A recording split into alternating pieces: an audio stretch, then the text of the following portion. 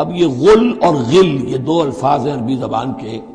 عام طور پر جو غل کا لفظ آتا ہے وہ مال غنیمت میں سے کسی چیز کا چوری کر لینا، اور غل ہے دل میں کینہ ہونا. تو ایک خیال تو یہ ہے، اور یہ روایات ہیں کہ حضور پر کچھ منافقوں نے الزام لگایا تھا کہ مال غنیمت میں آپ نے کوئی خیانت کی ہے، معاذ اللہ ثم معاذ اللہ. تو اس کا جواب دیا جا رہا ہے کسی نبی کی یہ شان نہیں ہے کہ وہ کوئی چوری کرے، کوئی چیز چھپائے. وَمَن يَغْلُلْ يَأْتِ بِمَا غَلَّ يَوْمَ الْقِيَامَةِ، اور جو کوئی ایسا کام کرے گا وہ تو پھر جو کچھ اس نے چھپایا ہوگا لے کر حاضر ہوگا قیامت کے دن. ثُمَّ تُوَفَّىٰ كُلُّ نَفْسٍ مَّا كَسَبَتْ وَهُمْ لَا يُظْلَمُونَ، پھر ہر ذی نفس کو دے دیا جائے گا. توفا دیکھیے پھر وہ دیا جانا، وفا یوفی، یوفا توفا. ثم توفا کل نفس، پورا دے دیا جائے گا ہر جان کو، ما کسبت، جو کچھ اس نے کمایا ہوگا، وہم لا یظلمون، اور ان پر کوئی ظلم نہیں ہوگا. ایک رائے البتہ مولانا اصلاحی صاحب نے ظاہر کی ہے کہ یہاں غل بمانی غل ہے، یعنی الزام یہ لگایا گیا تھا منافقین کی طرف سے، عبداللہ ابن ابی کی طرف سے، کہ یہ بڑے ایمبیشس آدمی ہیں محمد صلی اللہ علیہ وسلم، اور یہ عرب پر اپنی حکومت قائم کرنے کے لیے انہوں نے ہماری جانوں کو تختہ مشق بنایا ہے، ہمیں استعمال کر رہے ہیں، ہمیں مروا رہے ہیں. تو گویا کہ ہماری خیر خواہی نہیں کر رہے بلکہ ان کے دلوں میں ہماری جو ہے وہ بدخواہی ہے. تو یہ غل کے معنی میں یہ ان کا مفہوم ہے جو انہوں نے لیا ہے. واللہ اعلم. افمن اتبع رضوان اللہ کمن باء بسخط من اللہ، تو کیا بھلا وہ شخص جس نے اللہ کی رضا کی پیروی کی اس کے مانند ہو جائے گا جو اللہ کے غضب اور غصے کو کما کر لایا. وَمَأْوَاهُ جہنم، اور اس کا ٹھکانہ جہنم ہے. وَبِئْسَ الْمَصِيرُ، اور وہ بہت ہی بری جگہ ہے پہنچنے کی. ہم درجات عند اللہ، ان کے بھی درجے بندیاں ہیں اللہ کے ہاں، جیسے نیکوکاروں کے درجے ہیں بدکاروں کے بھی درجے ہیں. سب بدکار برابر نہیں، سب نیکوکار برابر نہیں. واللہ بصیر بما یعملون، اور جو کچھ یہ کر رہے ہیں اللہ اسے دیکھ رہا ہے. اب یہ آیت بھی پھر دیکھیے، سورہ جو بقرہ میں 2 دفعہ آیا تھا مضمون، وہ اب تیسری مرتبہ یہاں آ رہا ہے. حضرت ابراہیم حضرت اسماعیل کی دعا میں مضمون آیا تھا، ربنا وابعث فیہم رسولا منہم یتلو علیہم آیاتک ویعلمہم الکتاب والحکمۃ ویزکیہم. پھر آ گیا تھا 18ویں رکوع کے آخر میں، کما ارسلنا فیکم رسولا منکم یتلو علیکم آیاتنا ویزکیکم ویعلمکم الکتاب والحکمہ ویعلمکم ما لم تکونوا تعلمون. اب یہ تیسری مرتبہ مضمون آیا، لقد من اللہ علی المؤمنین، اللہ نے بہت بڑا احسان کیا ہے اہل ایمان پر. اذ بعث فیہم رسولا من انفسہم، جب ان میں اٹھایا ایک رسول انہی میں سے، ان کی اپنی جانوں میں سے، ان کی اپنی قوم میں سے. یتلو علیہم آیاتہ، جو تلاوت کرتے سناتا ہے انہیں اس کی آیات، ویزکیہم، اور انہیں پاک کرتا ہے. ترتیب اب ہمیشہ کے لیے یہی ہوگی، تلاوت آیات، تزکیہ، اور پھر تعلیم حکمت، تعلیم کتاب و حکمت. وَيُعَلِّمُهُمُ الْكِتَابَ وَالْحِكْمَةَ، اور تعلیم دیتا ہے انہیں کتاب اور حکمت کی.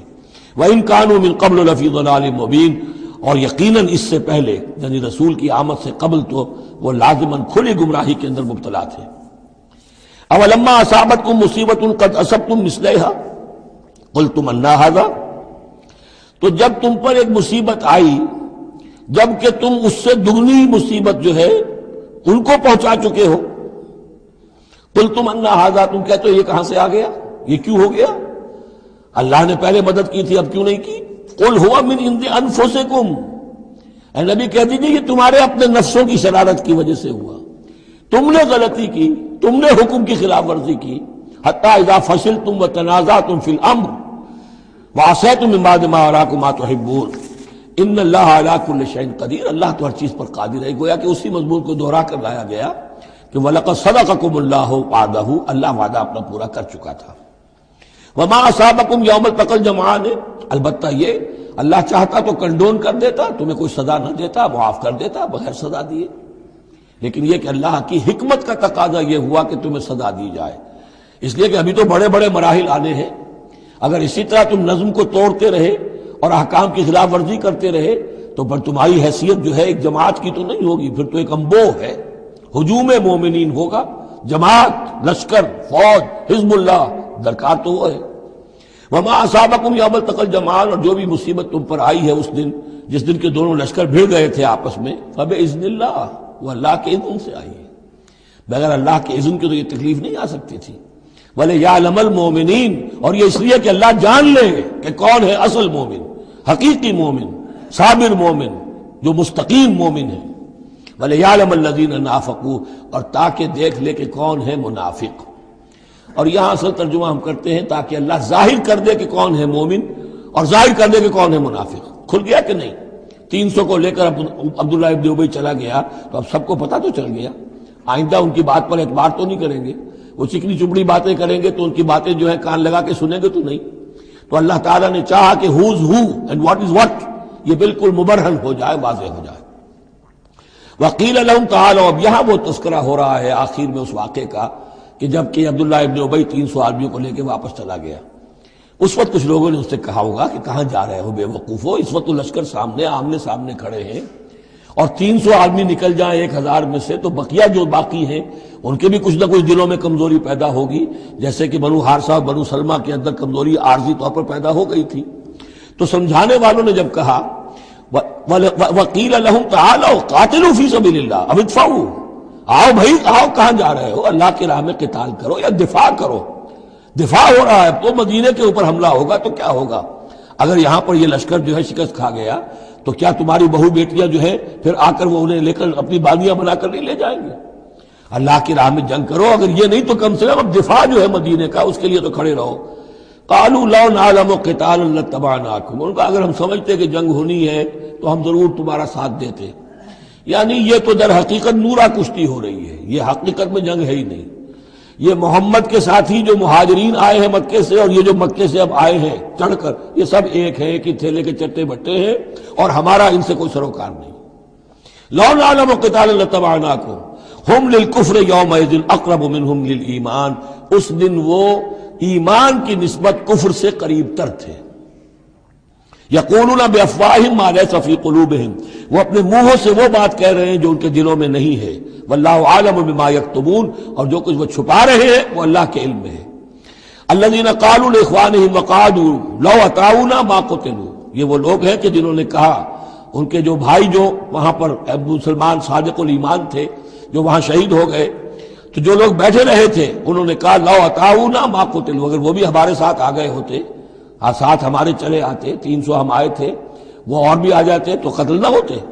قل فادرؤوا عن انفسکم الموت ان کنتم صادقین، تو اے نبی ان سے کہیے اچھا اگر سچے ہو تو اپنی جانوں سے موت کو ہٹا کر دکھاؤ۔ کیا موت سے بچے رہو گے؟ کیا موت یہاں گھروں میں نہیں آئے گی؟ ولا تحسبن الذین قتلوا فی سبیل اللہ امواتا، اب وہ پھر آیت آ گئی 19ویں رکوع کی، ولا تقولوا لمن يقتل فی سبیل اللہ امواتا بل احیاء ولکن لا تشعرون، سورہ بقرہ اس کے 19ویں رکوع کی آیت ہے۔ اور یہاں ولا تحسبن الذین قتلوا فی سبیل اللہ امواتا، ہرگز نہ سمجھنا ان لوگوں کو جو اللہ کی راہ میں قتل ہو جائیں کہ وہ مردہ ہیں، بل احیاء، بلکہ وہ تو زندہ ہیں، عند ربہم یرزقون، اپنے رب کے پاس انہیں رزق مل رہا ہے، رزق پا رہے ہیں۔ فرحین بما آتاہم اللہ من فضلہ، وہ تو خوشیاں منا رہے ہیں، شادیانے بجا رہے ہیں جو کچھ اللہ نے اپنے فضل سے ان کو عطا کیا ہے۔ وَيَسْتَبْشِرُونَ بِالَّذِينَ لَمْ يَلْحَقُوا بِهِم مِّن خَلْفِهِمْ، اور ابھی وہ خوش وقت ہو رہے ہیں، خوشخبریاں حاصل کر رہے ہیں کہ ہمارے اور بھائی بھی جو پیچھے رہ گئے، ابھی شہادت کی خلت انہیں نہیں ملی، وہ بھی آئیں، اور جو ہمیں اللہ تعالیٰ نے ناز و نعم کے اندر اس وقت رکھا ہوا ہے اس سے وہ بھی شاد کام ہو جو ان کے پیچھے ہیں۔ اللہ خوف علیہم ولا هم یحزنون، کہ ان پر کوئی نہ خوف ہوگا اور نہ وہ کسی حزن سے دوچار ہوں گے۔ یستبشرون بنعمت من اللہ وفضل، اور وہ تو خوشیاں منا رہے ہیں اللہ تعالیٰ کی نعمت کی وجہ سے اور اس کے فضل کی بنا پر، وَأَنَّ اللَّهَ لَا يُضِيعُ أَجْرَ الْمُؤْمِنِينَ، اور یہ اس بات پر کہ اللہ تعالیٰ اہل ایمان کے اجر کو ضائع نہیں کرتا۔ الَّذِينَ اسْتَجَابُوا لِلَّهِ وَالرَّسُولِ مِن بَعْدِ مَا أَصَابَهُمُ الْقَرْحُ۔ اب یہاں اصل میں جو آیات آ رہی ہیں اس کے بارے میں دو قسم کی روایات ہیں تاریخ کی۔ ایک تو پختہ واقعہ یہ ہے کہ حضور صلی اللہ علیہ وسلم نے جب یہ پتہ چل گیا کفار چلے گئے، اب جو بھی کچھ ضروری کام تھے وہ کیے، جو بھی شہداء سے دفنایا، پھر اچانک آپ کو خیال آیا کہ یہ کفار چلے گئے ہیں، لیکن ہو سکتا ہے انہیں اپنی غلطی کا احساس ہو کہ مسلمان جو ہیں اس وقت تو یوں سمجھیے کہ وہ بالکل اس حالت میں تھے کہ ہم ختم کر سکتے تھے کہ دوبارہ نہ آ جائے، سیکنڈ تھاٹ نہ ہو۔ تو آپ نے فیصلہ کیا لوگ مسلمانوں چلو تعاقب کرو تاکہ انہیں معلوم ہو جائے کہ ہماری ہمت ہاری ہوئی نہیں ہے.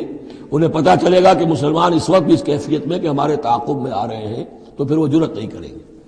تو اس وقت اہل ایمان جو تھے انہوں نے اس کے باوجود کہ جسم جو ہے زخموں سے چور چور تھے، اتنا بڑا صدمہ پہنچا تھا، پھر وہ تیار ہو گئے اور حضور 8 میل تک ہمراہ الاسد تک چل کر آئے مدینے سے باہر. اور وہاں جو ہے ابو سفیان کو وہ خیال فی الواقع آ چکا تھا اور وہ لوٹنے کی فکر کر رہا تھا. ایک تاجر ادھر سے آ رہا تھا، اس نے کہا تھا جا کے مسلمانوں سے بتا دو کہ میں بہت بڑا لشکر لے کر آ رہا ہوں فوراً. تو آ کر انہوں نے کہا بھی، لیکن اس کے بعد انہوں نے کہا کہ جو بھی ہو سو ہو، جو اللہ کا حکم ہے اس کے رسول کا حکم ہے، ہم تو کمر کس کے آ گئے ہیں. اسی طرح کا واقعہ بیان ہوتا ہے کہ ابو سفیان جاتے ہوئے یہ کہہ گیا تھا کہ اب اگلے سال دوبارہ ملاقات ہوگی بدر میں. یعنی 1 سال پہلے بدر میں جنگ ہوئی تھی، اب 1 سال کے بعد جو ہے یہ احد میں ہم آ گئے مدینے پر حملہ آور ہو کر، اب ہمارے تمہارے درمیان تیسرا مقابلہ بدر میں ہوگا اگلے سال. وہ بدر صغریٰ کہلاتا ہے. تو حضور اس کے لیے نکلے، گئے بدر تک. ادھر سے ہی ابو سفیان اپنا پورا لشکر لے کر آئے اور اس مرتبہ پھر وہی کیا کہ کچھ لوگوں کے ذریعے سے ہراسمنٹ پیدا کی، خوف پیدا کیا کہ لوگوں کیا کر رہے ہو بے وقوفو، وہ قریش تو بہت بڑا لشکر لے کر آ رہے ہیں، بہت بڑا لشکر لے کر آ رہے ہیں. تو اس کے جواب میں مسلمانوں نے وہ صبر والے کلمات کہے جو آ رہے ہیں. تو یہ دونوں یہ الفاظ جو ہیں، یہ آیات دونوں پر منطبق ہو سکتی ہیں. الذین استجابوا للہ والرسول من بعد ما اصابهم القرح، جن لوگوں نے لبیک کہی اللہ کی پکار پر اور رسول کی پکار پر اس کے بعد کہ انہیں چرکے لگ چکے تھے، زخم ان کے جسم زخمی تھے. للذین احسنوا منہم واتقوا اجر عظیم، یقیناً ایسے محسنین اور متقین کے لیے بہت بڑا اجر ہے. الذین قال لهم الناس ان الناس قد جمعوا لكم، جنہیں آ کر خبردار کیا تھا اور جن کو خوف دلایا تھا لوگوں نے کہ دیکھو لوگ بڑی جمع ہو گئے ہیں، بڑی قوت بڑی جمعیت آ رہی ہے، فخشوہم، ان سے ڈرو. فزادہم ایمانا، اس سے ان کے ایمان میں اور اضافہ ہو گیا. وقالوا حسبنا اللہ ونعم الوکیل، اور انہوں نے کہا اللہ ہمارے لیے کافی ہے اور اس کا سہارا سب سے اچھا سہارا ہے. فانقلبوا بنعمت من اللہ، ابو سفیان کو جب پتا چلا کہ محمد تو ہمارے تعاقب میں آ رہے ہیں تو انہوں نے عافیت اسی میں سمجھی کہ وہ پھر سیدھا مکہ کی طرف رخ کر لیا. اور یہی معاملہ ہوا ہے کہ بدر صغریٰ جو دوسری مرتبہ وہ بدر میں آنے کا، جب اس نے سنا کہ محمد رسول اللہ تو اپنے پورے ساتھیوں کے ساتھ آ گئے ہیں تو کوئی کرنی کترا کر اور طرح دے کر نکل گیا، مقابلے میں نہیں آیا. فانقلبوا بنعمت من اللہ، تو وہ لوٹ آئے اللہ تعالیٰ کے انعام سے، نعمت سے، وفضل، اور اس کے فضل سے، لم یمسسہم سوء، کوئی برائی ان کو مس نہ کر سکی، کوئی تکلیف نہیں پہنچی. آزمائش تھی وہ اللہ نے کر لی. واتبعوا رضوان اللہ، انہوں نے تو اللہ کی رضا کی پیروی کی. واللہ ذو فضل عظیم، اور یقیناً اللہ تعالیٰ بڑے فضل کا مالک ہے. انما ذالکم الشیطان یخوف اولیاء، اے مسلمانوں یہ شیطان ہے جو تمہیں ڈراتا ہے اپنے ساتھیوں سے. وہ چاہتا ہے کہ اس کے جو ساتھی کفار ہیں، حزب الشیطان ہے، وہ اس کا خوف تمہارے اوپر قائم کر دیں. اور ایک معنی اس کے یہ بھی لیے گئے ہیں کہ شیطان کی اس تخویف کا اثر انہی پر ہوتا ہے جو اس کے ولی ہوتے ہیں. جو اولیاء اللہ ہیں ان پر شیطان کی طرف سے اس قسم کی وسوسہ اندازی کا اثر نہیں ہوتا. ذالکم الشیطان یخوف اولیاءہ، وہ ڈراتا ہے تمہیں اپنے دوستوں سے، یا ڈراتا ہے اپنے دوستوں کو جو شیطان کے ساتھ رشتہ رکھتے ہیں، جو اس کی باتیں سنتے ہیں، انہی پر اثر ہوتا ہے شیطان کی طرف سے اس قسم کی وسوسہ اندازیوں کا. فلا تخافوہم، تو تم ان سے مت ڈرو، وخافونی، مجھ سے ڈرو، ان کنتم مومنون، اگر تم سچے، اگر تم مومن صادق ہو. ولا يحزنك الذين يسارعون في الكفر، اور اے نبی یہ لوگ جو کفر کے معاملے میں اس قدر سرگرمی دکھا رہے ہیں، بھاگ دوڑ کر رہے ہیں، وفد جا رہے ہیں ادھر سے ادھر، یہودیوں کے وفد جا رہے ہیں مکے کہ آؤ چڑھائی کرو، ہم اندر سے تمہاری مدد کریں گے. اب یہ جو یوں سمجھیے جسے آج کل آپ کہتے ہیں کہ بڑی ڈپلومیٹک ایکٹیویٹی ہو رہی ہے اس وقت، ادھر ادھر جو پھر رہے ہیں، تو اے نبی اس سے آپ کوئی رنجیدہ نہ ہو، کچھ نہیں ہوگا. یہ سارا جو ہے وہ سیلاب کے اوپر کا جیسے جھاگ ہوتا ہے، اس کے سوا کچھ نہیں. ولا يحزنك الذين يسارعون في الكفر، جو لوگ یہ چلت پھرت دکھا رہے ہیں کفر کے لیے، اے نبی اس سے آپ رنجیدہ نہ ہو. انہم لن يضروا الله شيئا، وہ ہرگز اللہ کو کوئی نقصان نہیں پہنچا سکیں گے. یرید اللہ اللہ یجعل لهم حظا فی الآخرہ، یہ تو اللہ کے اس فیصلے کا ظہور ہے کہ اللہ نہیں چاہتا کہ ان کا کوئی حصہ آخرت میں ہو. وَلَهُمْ عَذَابٌ عَظِيمٌ، اور ان کے لیے تو بڑا عذاب ہے. ان الذین اشتروا الکفر بالایمان لن یضروا اللہ شیئا، یقیناً جنہوں نے ایمان ہاتھ سے دے کر کفر خرید لیا وہ اللہ کو کوئی نقصان نہیں پہنچا سکتے۔ وَلَهُمْ عَذَابٌ أَلِيمٌ، ان کے لیے دردناک عذاب ہے۔ وَلَا يَحْسَبَنَّ الَّذِينَ كَفَرُوا أَنَّمَا نُمْلِي لَهُمْ خَيْرٌ لِأَنفُسِهِمْ، اور نہ سمجھے یہ کافر کہ ہم جو انہیں مہلت دے رہے ہیں تو یہ ان کے لیے اچھائی کر رہے ہیں، اچھائی نہیں ہے۔ کفر کو مہلت ملتی ہے تاکہ اور بڑھ جائے، ثم ازدادوا کفرا، کفر میں اور بڑھ جائے، تاکہ وہ اور برے سے برے عذاب کے اپنے آپ کو مستحق بنا لے۔ اللہ ڈھیل دیتا ہے، لیکن یہ نہ سمجھے وہ کہ یہ ڈھیل ان کے حق میں اچھی ہے۔ وَلَا يَحْسَبَنَّ الَّذِينَ كَفَرُوا أَنَّمَا نُمْلِي لَهُمْ خَيْرٌ لِأَنفُسِهِمْ إِنَّمَا نُمْلِي لَهُمْ لِيَزْدَادُوا إِثْمًا، یہ ہم ان کی رسی دراز کرتے ہیں، ڈھیل دیتے ہیں تاکہ اور گناہ کما لیں۔ وَلَهُمْ عَذَابٌ مُهِينٌ، اور پھر ان کے لیے اہانت آمیز عذاب ہو۔ مَا كَانَ اللَّهُ لِيَذَرَ الْمُؤْمِنِينَ، یہ آیت پھر بہت اہم آ گئی ہے کہ اللہ تعالیٰ کی طرف سے یہ آزمائشیں کیوں آتی ہیں، اپنے نیک بندوں کو، اپنے صالح بندوں کو ان تکلیفات میں کیوں ڈالتا ہے، حالانکہ وہ تو قادر مطلق ہے، آنے واحد میں جو چاہے کر دے۔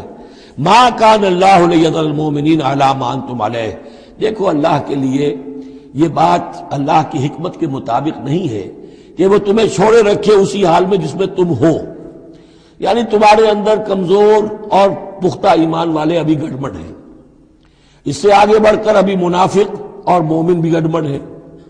یہ گڑبڑ جو جبیت تمہاری ہے یہ آگے چل کر اگر اس کو پاک نہ کر دیا جائے، اس کے اندر سے یہ تمام ناپاک عناصر نکال نہ دیے جائیں، تو آگے کے جو اور مشکل کٹھن مقامات آ رہے ہیں، آگے تمہیں سلطنت روما سے ٹکرانا ہے، تمہیں سلطنت کسریٰ سے ٹکرانا ہے، ابھی تو یہ چھوٹی موٹی چیزیں جو ہو رہی ہیں درون ملک عرب، تو تمہارے لیے یہ ضروری ہے کہ پرج ہوتی رہے، اور وہ پرج ہوتی ہے انہی آزمائشوں کے ذریعے سے۔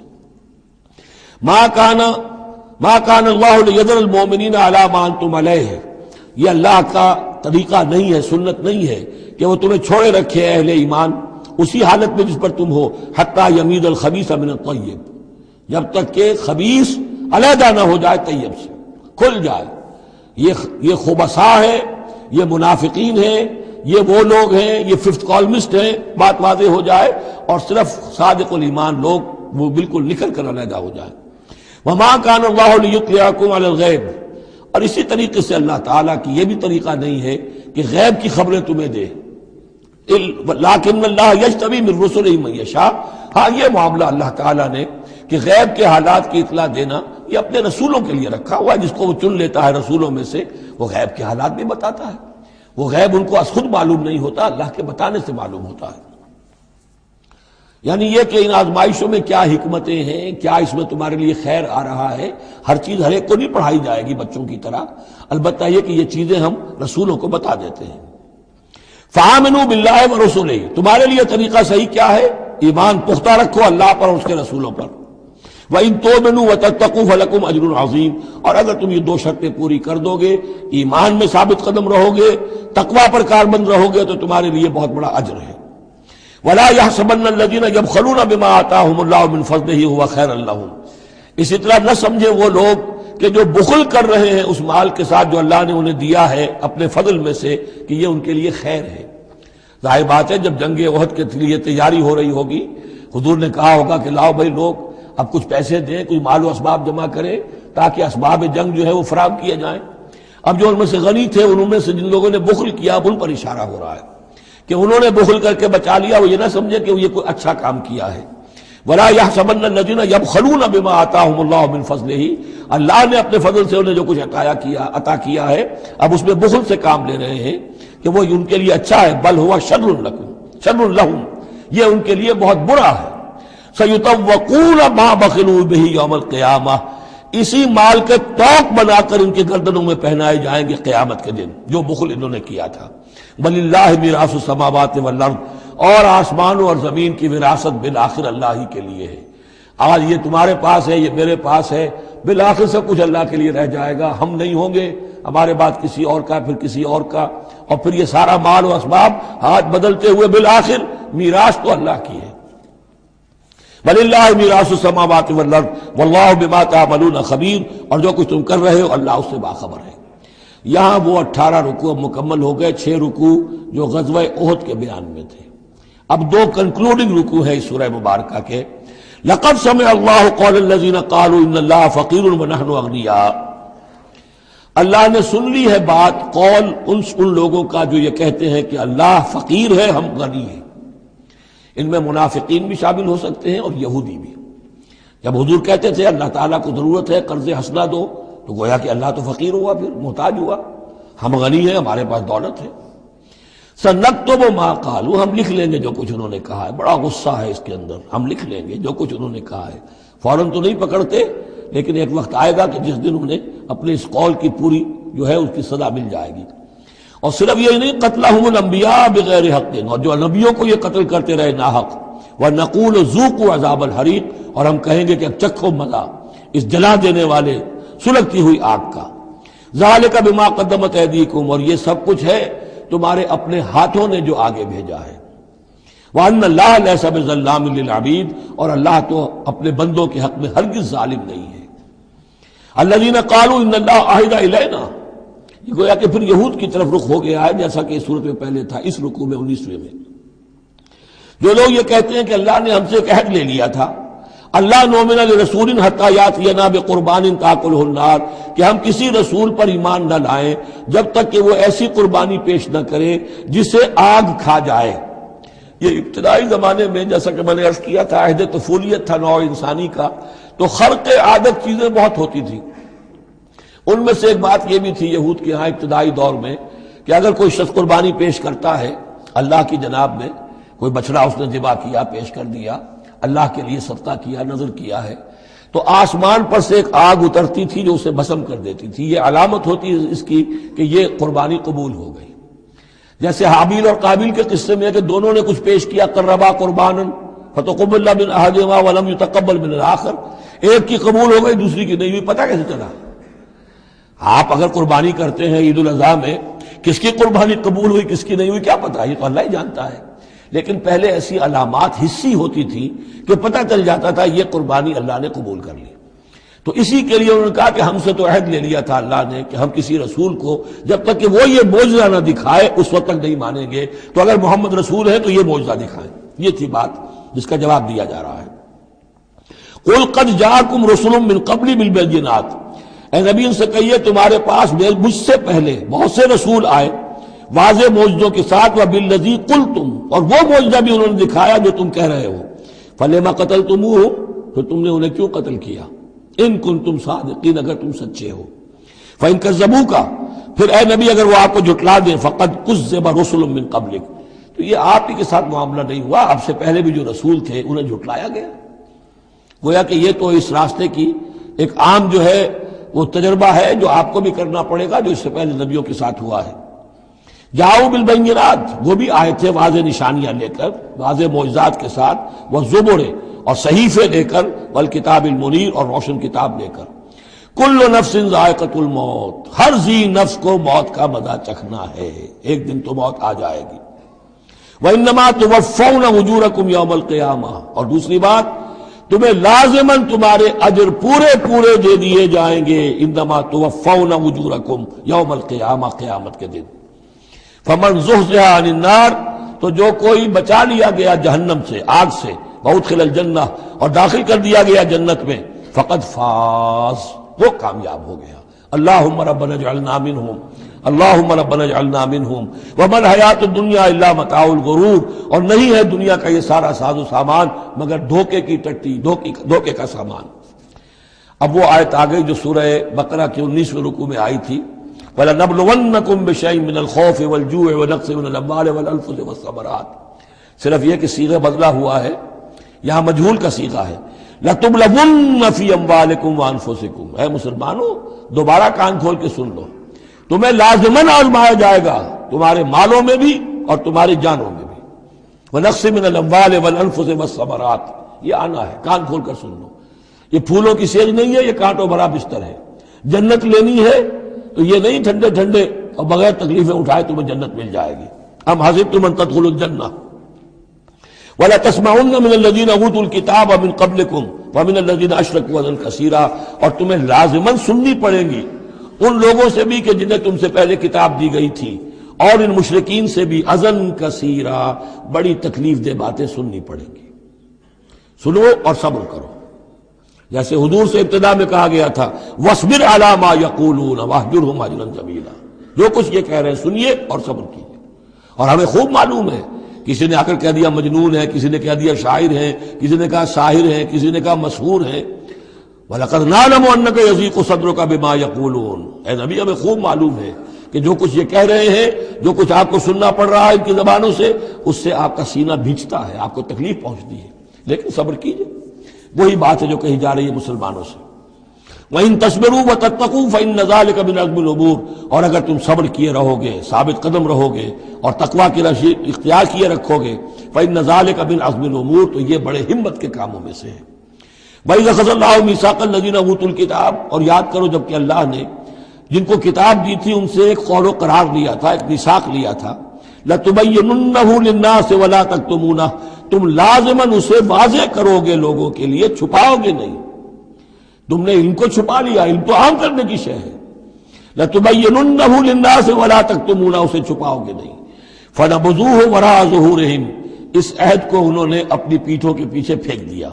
وَاشْتَرَوْا بِهِ ثَمَنًا قَلِيلًا، اور بڑی ہلکی سی حقیر سی قیمت اس کی وصول کر لی۔ فَبِئْسَ مَا يَشْتَرُونَ، تو بہت ہی بری شے ہے جو وہ حاصل کر رہے ہیں، جو چیز انہوں نے قبول کی ہے۔ وَلَا تَحْسَبَنَّ الَّذِينَ يَفْرَحُونَ بِمَا آتَاهُمْ، اور نہ سمجھے وہ لوگ کہ جو اگر کچھ دے دیتے ہیں، کچھ نیکی کر لیتے ہیں، جو کچھ کیا ہے تو اس پر فرح بہت یعنی اینٹ رہے ہیں، اینڈ رہے ہیں، اکڑ رہے ہیں، ہم نے یہ کچھ کر دیا ہے۔ وَيُحِبُّونَ أَن يُحْمَدُوا بِمَا لَمْ يَفْعَلُوا، اور اس سے بھی اگلا درجہ ان لوگوں کا ہوتا ہے جو چاہتے ہیں کہ ان کی تعریف کی جائے ایسے کاموں پر جو انہوں نے کیے ہی نہیں ہیں۔ اور اس کی سب سے بڑی مثال آج کل کے دور میں سپاس نامے ہوتے ہیں، فلاں صاحب آئے سپاس نامہ پیش کیا جا رہا ہے، جو ان کے کہیں 7 پشتوں میں بھی کوئی کام ان سے نہ ہوا ہو وہ بھی ان کے کھاتے میں ڈال کر، یہ جو چاپلوسی ہوتی ہے تو وہ پسند کرتے ہیں اس کو۔ وَيُحِبُّونَ أَن يُحْمَدُوا بِمَا لَمْ يَفْعَلُوا، جو کچھ کیا ہی نہیں اس پر بھی ان کی تعریف کی جائے، اگر کچھ کر لیا تو کہنے کیا، اس کا تو ڈھنڈورا پیٹیں گے، اس کو تو شائع کریں گے، اس کا جو بھی ہوگا ڈنکے کی چوٹ بیان کریں گے، اس سے بھی آگے بڑھ کر جو کیا نہیں اس پر تعریف چاہتے ہیں۔ فَلَا تَحْسَبَنَّهُمْ بِمَفَازَةٍ مِّنَ الْعَذَابِ، تو مت سمجھنا ان کے بارے میں کہ وہ عذاب سے بچ جائیں گے۔ وَلَهُمْ عَذَابٌ أَلِيمٌ، اور ان کے لیے دردناک عذاب ہے۔ وَلِلَّهِ مُلْكُ السَّمَاوَاتِ وَالْأَرْضِ، اللہ ہی کے لیے ہے آسمانوں اور زمین کی بادشاہی۔ وَاللَّهُ عَلَىٰ كُلِّ شَيْءٍ قَدِيرٌ، اور اللہ ہر چیز پر قادر ہے۔ اب آ گیا ہے وہ آخری رکوع جو قرآن مجید کے عظیم ترین مقامات میں سے ہے۔ اس کی پہلی 6 آیتیں وہ ہیں کہ جس کے بارے میں روایت آتی ہے کہ جس شب میں یہ نازل ہوئی ہیں تو پوری رات حضور پر رقت آری رہی، آپ کھڑے بیٹھے لیٹے ہوئے روتے رہے۔ جب آئے حضرت بلال صبح کے وقت جگانے کے لیے، نماز کی اطلاع دینے کہ نماز کا اب تیار ہے، تو جب آپ کو دیکھا کہ آپ پر یہ جو ہے طاری ہے رقت، تو پوچھا کیا وجہ ہے، تو پھر آپ نے فرمایا آج مجھ پر یہ آیات نازل ہوئی۔ یعنی وہ رقت جو ہے وہ شکر کے جذبے کے تحت تھی، اتنی عظیم آیات۔ ایک یہ نوٹ کیجئے، یہ 20واں رکوع شروع ہو رہا ہے سورہ آل عمران کا، اور 20ویں رکوع کی پہلی آیت سورہ بقرہ میں کیا تھی؟ ان فی خلق السماوات والارض واختلاف اللیل والنہار والفلک التی تجری فی البحر بما ينفع الناس وما انزل اللہ من السماء من ماء فاحیا به الارض بعد موتها، وہ آیات الآیات، اسی کا خلاصہ ہے یہ۔ ان فی خلق السماوات والارض واختلاف اللیل والنہار، یقیناً آسمانوں اور زمین کی تخلیق میں اور رات اور دن کے الٹ پھیر میں، لآیات لأولی الالباب، ہوش مند لوگوں کے لیے نشانیاں ہیں۔ وہاں آیت ختم ہوئی تھی لآیات لقوم یعقلون، ان لوگوں کے لیے نشانیاں ہیں جو عقل سے کام لیتے ہیں، یا اولو الالباب۔ یہ پہلا قدم ہے ہدایت کا کہ کائنات کو دیکھو، کھول آنکھ، زمین دیکھ، فلک دیکھ، فضا دیکھ، مشرق سے ابھرتے ہوئے سورج کو ذرا دیکھ، یہ سب آیات الہیہ ہیں، ان کو دیکھو، اللہ کو پہچانو۔ اگلا قدم کیا ہے؟ جب اللہ کو پہچان لیا اب اسے یاد رکھو۔ الذین یذکرون اللہ قیاما وقعودا وعلی جنوبہم، جو یاد رکھتے ہیں، ذکر کرتے رہتے ہیں اللہ کا، کھڑے بھی، بیٹھے بھی، لیٹے بھی۔ ویتفکرون فی خلق السماوات والارض، اور مزید غور و فکر کرتے رہتے ہیں آسمان اور زمین کی تخلیق میں۔ وہ ایک دوسرے نتیجے تک پہنچتے ہیں، پکار اٹھتے ہیں، ربنا ما خلقت ھذا باطلا، اے رب تو نے یہ سب کچھ بیکار تو پیدا نہیں کیا ہے، بے مقصد تو پیدا نہیں کیا ہے۔ اور پھر ذہن ان کا منتقل ہوتا ہے اپنی طرف، ہمارا مقصد کیا ہے؟ میں کس لیے پیدا کیا گیا؟